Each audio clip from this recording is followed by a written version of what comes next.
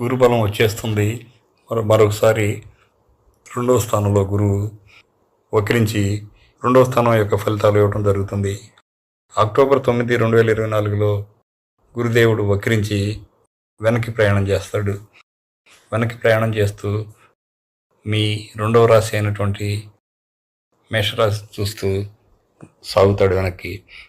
ఎప్పుడైతే అలా వెనక్కి వచ్చాడో మీకు గురుదోషం తగ్గి గురుబలం వస్తుంది. అసలైనటువంటి గురుబలం వస్తుంది.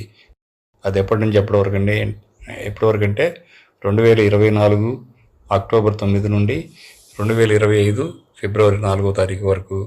ఈ మధ్యకాలంలో మీకు అన్ని మంచి జరుగుతాయి. అలాగే శుభకార్యాలు కలిసి వస్తాయి, పెళ్ళిళ్ళు అవుతాయి, మంచి ఉద్యోగాలు వస్తాయి, ప్రమోషన్లు వస్తాయి. అలాగే ఆర్థికంగా మెరుగైనటువంటి స్థితిలోకి వస్తారు, లాభాలు వస్తాయి.